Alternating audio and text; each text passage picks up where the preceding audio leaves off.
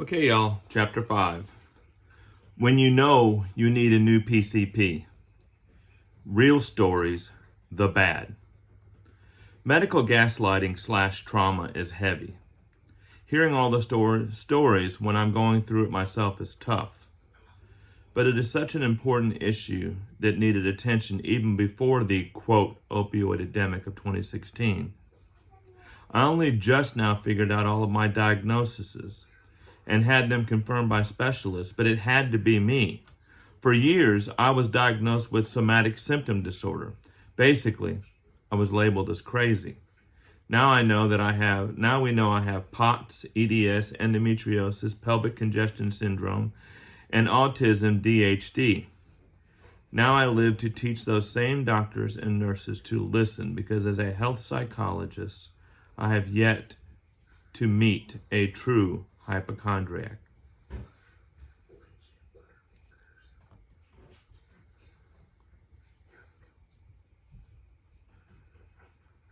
The single most important healthcare decision you can make is your choice of a primary care provider, PCP. The PCP is the only person in your care system who lacks the ability to say, "This is not my problem." By definition, all of your problems as your PCP are my problems, regardless of how many specialists you see. That's why we have such a shortage of good primary care in this country, because most folks simply are not cut out to deliver primary care. Primary care is messy. It is the dumping ground of every inconvenience a specialist does not want to deal with. It is the only place where anyone actually has to care about your social determinants of health, something we pay false piety towards, but rarely fully embrace as the barriers they are.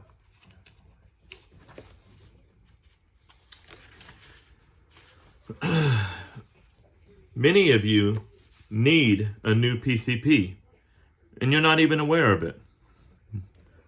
The problem with primary care today is that corporate medicine has greatly diminished the role of the PCP in the delivery of care.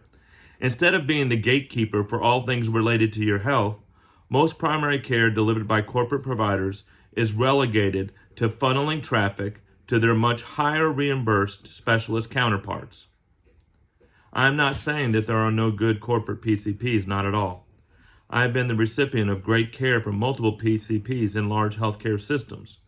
But the ones that I have found were all considered underperformers or mavericks by the organization because of their lack of efficiency in seeing patients or their failure to convert enough referrals to specialists.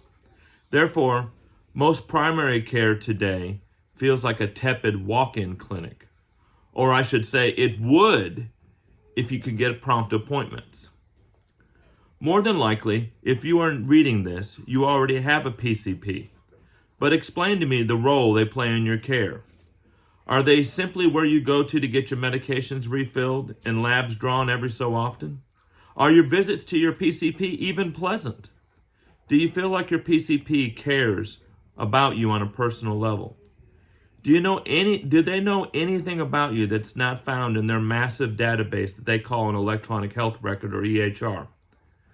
I submit to you that a visit to your primary care provider should feel as though you're going to see a friend and healthcare partner. It should feel like they have your back, not just a responsibility for your care. PCPs have several roles that many of them refuse to fully embrace or even recognize. They are a coach, a cheerleader, a counselor, a sage, and on top of that, a true friend. Professional detachment be damned. Your PCP should love you, even if saying "I love you" is not a verbal thing. It should be recognized in the level of attentiveness they give you, the lack of dismissiveness to your problems or your complaints. I have said it before. A lot of folks know how to take care of sick people, but the mark of a true PCP is the ability to make your well visits as meaningful as your sick ones. I tell my patients that the best gift as a PCP that I can give them is a boring doctor's visit.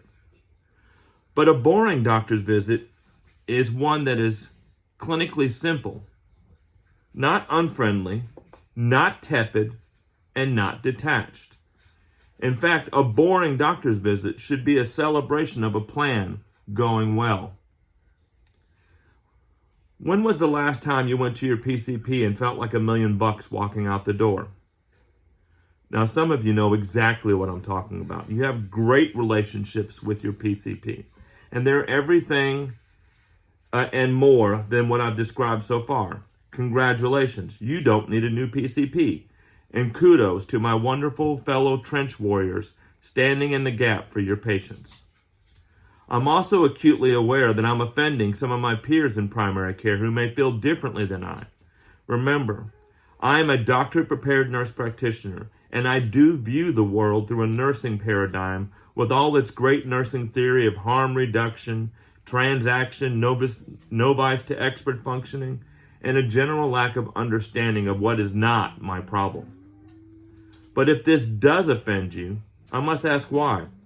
What am I asking of you that is too much for the people in your stead? I will leave you to consider that as I move back to the patient to whom these words are targeted. If you do not know exactly what I'm talking about, it's highly probable that you need a new PCP. Here are some red flags that patients have taught me to show you that you need a new PCP. If they refuse to order a test that would satisfy your worry that something is wrong, you probably need a new PCP. I'm not talking about your desire for an MRI the first morning you wake up with a simple headache, or for a full nuclear body scan because your third cousin by marriage just got an extremely rare genetic cancer. Some tests are inappropriate when we know what you are worried about is not the problem. But if they refuse to order a plain x-ray to show you that your ankle is normal, you need a new PCP. Half the tests we order are negative, and that's a good thing.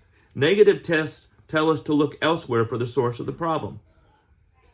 If they refuse to send you to a specialist for your complaint, even if they know they are more than skilled enough to handle your care, you need a new PCP. A patient with COPD who wants to make sure they're getting the gold standard of care for their life-limiting disease should be able to see a pulmonologist, even if I'm certain that the plan of care won't change. And when the plan of care doesn't change, my willingness to send the patient to the specialist at their request serves to strengthen our relationship, not weaken it. I send all of my patients who are in chronic kidney disease stage 3B to a kidney specialist, even if I know all they will do is assure the plan of care is correct and say, I'll see you in a year. Why? Because new information arrives daily on what will and will not harm the remaining capacity of the only 2 kidneys you're likely to have in your lifetime. A great PCP is not intimidated by the opinion of a specialist. We cannot know it all. If it takes more than a month, and I really feel like more than 2 weeks to get an appointment with your PCP, you need a new one. We're supposed to be the mechanism for early care so that you can stay well, or at a minimum, at least stay home. How can we do that if you're 3 months away from a face-to-face? At the clinics I run with my 2 primary care partners, we take walk-in visits every day and offer same-day access, that's right, every day. The last obvious reason for finding a new PCP should be obvious, given everything I have said thus far. If your PCP is not your champion, your coach, your friend, and you genuinely cannot say with certainty that they even care what happens to you, you really, really need a new PCP. We will discuss how to find them, but first we need to prepare you for the interview. Okay, y'all. If you made it this far, I want to let you know about drmikesays.com. That's all together, drmikesays.com. That is my new website where you can buy the book. You can still buy the book on Amazon, but you can buy the book there. You can also donate books. I have started blogs, and you can start sending me stuff. There are services on there. Many of you asked about services. I'm going to make sure that you actually look at the website, though, before I tell you even what's on there. Okay? drmikesays.com. But you, that's chapter 5. Thanks. Love y'all. No buts.